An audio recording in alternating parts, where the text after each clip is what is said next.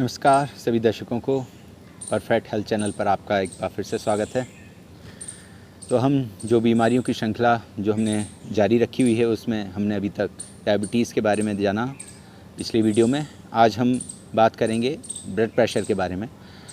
तो blood pressure डॉक्टरों की नज़रों से तो वो उनकी नज़रों से तो वो भी एक बीमारी है, लेकिन हमारी नज़र से वो एक लाइफस्टाइल डिसऑर्डर है। तो आप जब योग करते हैं, अपने खान पान पे ध्यान देते हैं, तो ये भी आप इसको दूर कर सकते हैं, ब्लड प्रेशर को क्योर कर सकते हैं। तो योग के द्वारा किस प्रकार हम ब्लड प्रेशर को ठीक करते हैं, आइए आज हम देखेंगे। और हम इसमें क्या खाने में हम ध्यान रखें जिससे हमारा ब्लड प्रेशर नॉर्मल रहे, उस पर भी हम चर्चा करेंगे। तो ब्लड प्रेशर पहले समझिए कि ये है क्या। ब्लड प्रेशर हमारे जो ब्लड वेंस के द्वारा फ्लो हो रहा है पूरी बॉडी में, वो जो फ्लो होता है वो हार्ट के द्वारा होता है। जब हार्ट हमारा ज़्यादा ब्लड को फ्लो करने शुरू कर देता है, जब हार्ट हमारा ज़्यादा पंप करता है ब्लड को हमारी वेंस में, तब हमारी वेंस उस प्रेशर को नहीं हैंडल कर पाती और उसको हम blood pressure, high blood pressure का नाम देते हैं। लो ब्लड प्रेशर भी होता है, हाई ब्लड प्रेशर भी होता है। तो लो ब्लड प्रेशर तो बहुत रेयर, बहुत कम लोगों को होता है, लेकिन ज़्यादातर जो लोगों को परेशानी होती है वो हाई ब्लड प्रेशर से होती है। लो ब्लड प्रेशर के लिए कोई विशेष आपको ज़्यादा कुछ करने की ज़रूरत नहीं है। आप कुछ ज़्यादा थोड़ा नमक और चीनी डाल के पानी में घोल के अगर आप पी लेंगे, उससे भी आपका ब्लड प्रेशर बढ़ जाएगा। या आप जनरली लोग कॉफ़ी पी लेते हैं, या एक शिलाजीत आयुर्वेद में आता है, उसको आप डाल के दूध में डाल के पी लीजिए, उससे भी ब्लड प्रेशर बढ़ जाता है। और ये आप तेज़ी से कोई व्यायाम कर लीजिए, थोड़ा रनिंग कर लीजिए, कपालभाति तेज़ी से कपालभाति कर लीजिए, या कोई भी आप एक्सरसाइज या व्यायाम करेंगे तो उससे आपका ब्लड प्रेशर बढ़ सकता है, जिनको लो ब्लड प्रेशर रहता है। जो परेशानी है, जो ज़्यादा गंभीर जिस पे हमें ध्यान देने की ज़रूरत है, वो है हाई ब्लड प्रेशर। तो हाई ब्लड प्रेशर में आपको ऐसे व्यायाम करने हैं, ऐसा ही योग अभ्यास करना है जो आपको अंदर से तो आपको स्वस्थ बनाए, लेकिन आपके ब्लड प्रेशर को भी कंट्रोल रखे। तो जो भी आसन जिसमें आपकी सांस फूले, आप थकान महसूस करें, वो सारे आसन आपको ब्लड प्रेशर में नहीं करने, जिनको हाई ब्लड प्रेशर है। लेकिन जो विशेष रूप से इसमें आपको लाभ पहुंचाएंगे वो हम आज आपको बताते हैं। तो सबसे पहले हम प्राणायाम बताएंगे आपको। तो प्राणायाम में जो सबसे पहला प्राणायाम जो ब्लड प्रेशर में, हाई ब्लड प्रेशर में सबसे ज़्यादा लाभ देता है, वो है भस्त्रिका। सीधे बैठ के और सांस को भीतर भरेंगे और छोड़ेंगे।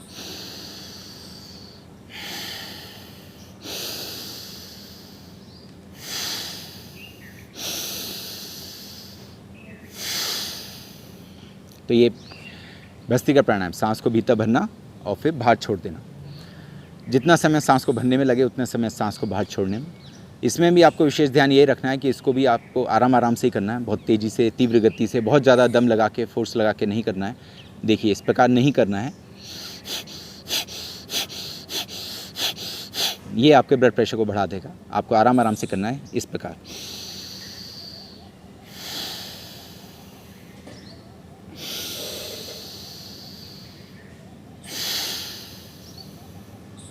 तो ये भस्त्रिका। दूसरा प्राणायाम है कपालभाति प्राणायाम। कपालभाति प्राणायाम और ज़्यादा डिटेल में इसको समझने के लिए आप हमारे नीचे डिस्क्रिप्शन में लिंक जो दे रखा है उसको आप क्लिक करेंगे तो आपको एग्जैक्ट वो लिंक खुल के आ जाएगा, जिसमें आप कपालभाति प्राणायाम देख सकते हैं कि कैसे किया जाता है, क्या इसमें सावधानी बरतनी होती है। यहाँ पे हम संक्षिप्त रूप में आपको समझाएंगे कि कपालभाति, कई लोग आपको कहेंगे कि हाई ब्लड प्रेशर में कपालभाति नहीं करना चाहिए, लेकिन हम ये कहते हैं कि कपालभाति ज़रूर करना चाहिए, क्योंकि हाई ब्लड प्रेशर बढ़ने के कई कारण हैं। एक बहुत बड़ा कारण हमारी जो मांसपेशियां हैं शरीर की, वो जब हमारी रिजिड हो जाती हैं, बहुत हार्ड हो जाती हैं, तब हाई ब्लड प्रेशर हमारा बढ़ता है। दूसरा कारण एक स्ट्रेस है, तनाव जो आजकल काफ़ी रहता है। और तीसरा एक कारण हमारा पेट का ठीक रहना भी। अगर हमारा पेट ठीक नहीं रहता तो उसकी वजह से भी हमारा ब्लड प्रेशर रहता है। तो हम प्राणायाम के, योग के माध्यम से हम तीनों पे काम करते हैं। हम अपनी मांसपेशियों को लचीला बनाते हैं, जिससे कि ब्लड प्रेशर अगर बढ़े भी तो वो उसको हैंडल कर सकें, मतलब इसको हैंडल कर सकें। जैसे फॉर एग्ज़ाम्पल, आप पाइप में जो पानी फ्लो करता है, अगर पाइप बहुत हार्ड है तो वो और पीछे से अगर प्रेशर आप बढ़ा दें उस पाइप में, तो पाइप जो है फट जाएगा। अगर आपका पाइप लचीला है और अगर प्रेशर आपका ज़्यादा भी है तो वो अपने आप को फुला लेगा। तो ऐसे ही हमारे शरीर के भीतर जो वेंस हैं उनमें होता है। अगर हमारी वेंस लचीली हैं, वो फ्लेक्सिबल हैं, तो अगर ब्लड फ्लो बढ़ता भी है तो वो उनको हैंडल कर लेंगी। लेकिन अगर आपकी वेंस लचीली नहीं है, फ्लेक्सिबल नहीं है, तो वो फिर रिजिड हो जाती हैं और फिर जब ब्लड प्रेशर हमारा बढ़ता है किसी भी कारण से, तो वो फिर हमारे पूरे शरीर पे इसका असर दिखाई देता है। हमारी आंखें लाल हो जाती हैं, हमारा हमारे जो गुस्सा हैं हमारे भीतर, हाइपरटेंशन जिसको कहते हैं, वो हमारे भीतर बढ़ जाता है। हमारे हाथ पांव कांपने लगते हैं और बहुत ज़्यादा अगर बढ़ जाए तो ब्रेन हेमरेज भी हो जाता है। तो इसमें आपको इसलिए योगाभ्यास शुरू करने में हमें यही ध्यान देना है कि हमें आराम आराम से सारे योगाभ्यास करने हैं, तेज़ी से कोई भी योगाभ्यास नहीं करना। तो दूसरा है कपालभाति। इसमें आप आराम से इसको करेंगे, 1 सेकंड में 1 स्ट्रोक, या जिनका बहुत ज़्यादा हाई है तो वो 2 सेकंड में 1 स्ट्रोक लगाएं। इस प्रकार इस कपालभाति को शुरुआत में 1 या 2 मिनट करें, फिर इसको बढ़ाते हुए धीरे धीरे 3 मिनट, फिर 4 मिनट, ऐसे 5 से 10 मिनट करना पर्याप्त है। लो ब्लड प्रेशर में इस कपालभाति को 20 मिनट या आधा घंटे भी करते हैं, लेकिन हाई ब्लड प्रेशर में 5 से 10 मिनट करना भी पर्याप्त है। उसके तुरंत बाद, कपालभाति के तुरंत बाद आपको ज़रूर अनुलोम विलोम करना चाहिए, क्योंकि थोड़ा बहुत तो कपालभाति से प्रेशर बढ़ेगा, लेकिन अनुलोम विलोम जब आप करेंगे तो जो भी थोड़ा बहुत बढ़ेगा वो आपका कम हो जाएगा। तो अनुलोम विलोम प्राणायाम इस प्रकार होता है, सीधे बैठ के एक नाक को बंद करते हैं अंगूठे से, दूसरे से सांस अंदर भरते हैं, लेफ्ट से सांस भी अंदर भरा, राइट से छोड़ा, फिर राइट से बढ़ा, फिर लेफ्ट से छोड़ा। जितना समय सांस को भरने में लगा उतने समय सांस को बाहर छोड़ने में। रोकना बिल्कुल नहीं है। कुछ लोग भरने के बाद थोड़ी देर रोकते हैं फिर छोड़ते हैं, तो ब्लड प्रेशर में ये नुकसान देता है। इसलिए रोकना नहीं है, लेना है, छोड़ना है, लेना है, छोड़ना है, left to right, right to left, left to right, right to left. तो इस प्रकार अनुलोम विलोम प्राणायाम करना है। और ये भी शुरुआत में थोड़ा सा स्टार्ट थोड़ा कीजिए, उसके बाद धीरे धीरे इसको बढ़ाते जाइए। तो अनुलोम विलोम प्राणायाम ये सबसे मुख्य प्राणायाम है हाई ब्लड प्रेशर के लिए। तो हाई ब्लड प्रेशर वालों को अनुलोम विलोम प्राणायाम तो अवश्य करना है। बाकी और प्राणायाम एक बार को स्किप कर सकते हैं, लेकिन अनुलोम विलोम प्राणायाम जरूर करना है। लो ब्लड प्रेशर वाले अनुलोम विलोम प्राणायाम करते हैं तो उनका बीपी और लो हो जाता है। इसलिए लो ब्लड प्रेशर वाले कपालभाति को तो ज़्यादा करें, लेकिन अनुलोम विलोम को 5 मिनट भी कर लें तो पर्याप्त है, और वो भी आँख खोल के करें, आँख बंद करके नहीं। तो ये तो प्राणायाम हमने मुख्य रूप से जो हाई ब्लड प्रेशर में जो आपको लाभ पहुंचाएंगे वो बताए। अब आपको हम कुछ आसन बता सकते हैं। तो आसनों में आप सबसे पहले लेट के डिटेल आसनों की जो आप नीचे डिस्क्रिप्शन में जो लिंक दे रखा है उसमें देख सकते हैं। अभी हम रेफरेंस के तौर पे जल्दी आपको करके दिखाएंगे और आसनों के नाम भी बोलेंगे। तो सबसे पहले आप लेट के आप करें पवन मुक्त आसन। इस प्रकार पैरों को मोड़कर पहले एक पैर से, फिर दोनों पैरों से, ये पवन मुक्त आसन। फिर आप मरकट आसन करें इस प्रकार। मरकट आसन के 4 अभ्यास होते हैं, तो ये नीचे हमारे डिस्क्रिप्शन में जो लिंक है उसमें आप देख सकते हैं। पहले ऐसे किया, फिर पैर मोड़ के करते हैं, फिर पैरों में थोड़ा फासला करके करते हैं। तो ये मैंने खाली रेफरेंस के लिए आपको थोड़ा करके दिखाया, बाकी आप डिस्क्रिप्शन में देख सकते हैं। फिर आप अर्ध हलासन कीजिए, पैरों को उठाइए 30, फिर 60 और फिर 90 डिग्री पर, ऐसे थोड़ी देर रोकिए और फिर वापस आइए। तो ये अर्ध हलासन। ज़्यादा जिनमें स्ट्रेस पड़ता है, जैसे अब कोई जिसका ब्लड प्रेशर हाई है और वो सीधे हलासन करने लगे ये वाला, तो उसका ब्लड प्रेशर और बढ़ जाएगा, क्योंकि ये कठिन आसनों में आता है और इससे हमारा ब्लड प्रेशर बढ़ता है। तो आपको आसानी से करने वाले जितने भी आसन हैं वो करने हैं। फिर अगला अभ्यास आप सेतुबंद आसन कर सकते हैं इस प्रकार। वापस आए, ये पीठ के बल लेट के किए, फिर आप पेट के बल लेट के कर सकते हैं। पेट के बल लेट के भुजंग आसन।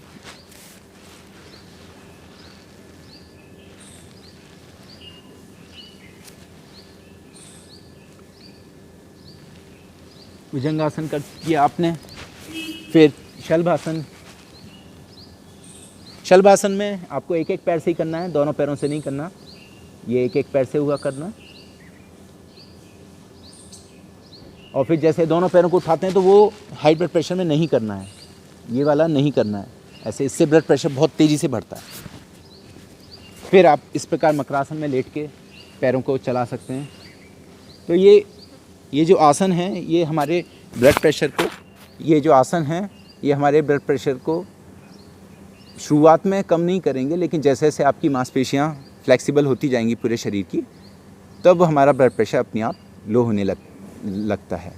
तो इसके रिज़ल्ट आपको 1 महीने बाद मिलेंगे या 15 दिन बाद भी आप देख सकते हैं कि आपका ब्लड प्रेशर नियंत्रित होने लगा है। और धीरे धीरे आप फिर दवाइयाँ बंद कर सकते हैं। दवाइयाँ आपको एकदम बंद नहीं करनी है।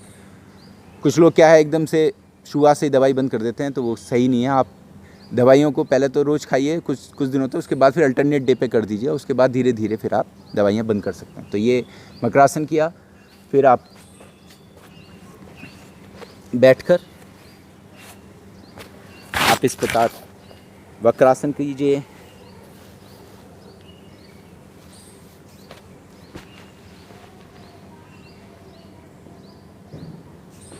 फिर आप जानुशी आसन कीजिए। जानुशी आसन बहुत ज़्यादा जैसे मैं कर रहा हूँ ऐसे नहीं करना, लेकिन आप इतना भी अगर आप कर पा रहे हैं तो वो भी पर्याप्त है। तो ऐसे आप अंगूठे को छूने की कोशिश कीजिए। ये जानुशी आसन हो गया। अब ये फाइनल पोजीशन है जानुशी आसन की। तो ये आप करेंगे तो आपका ब्लड प्रेशर बढ़ जाएगा, लेकिन आप अगर इतना करेंगे तो ये आपको फ़ायदा पहुँचाएगा। ऐसे जानुशी आसन हुआ। उसके बाद आप ये बटरफ्लाई कीजिए, जिसको भद्रासन भी कहते हैं।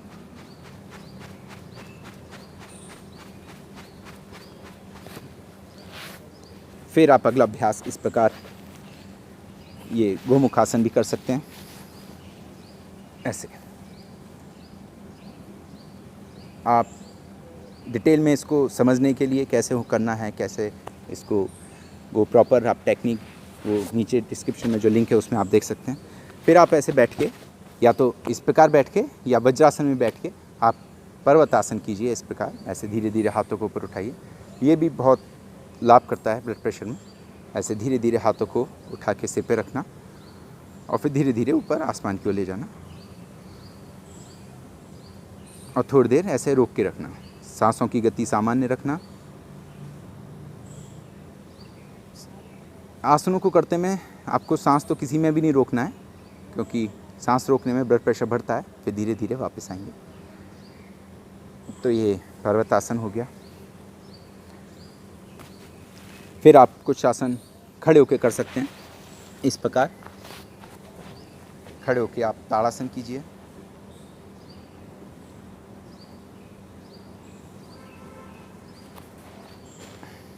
फिर ये ऊर्ध्व ताड़ासन।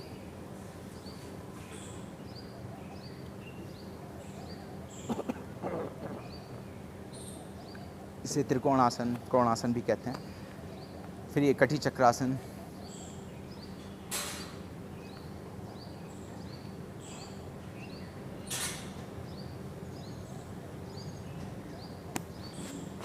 ये जितने भी अभ्यास हम आपको करा रहे हैं ये आप बड़े आराम से इनको कर सकते हैं। फिर आप इसमें वृक्षासन भी कर सकते हैं इस प्रकार।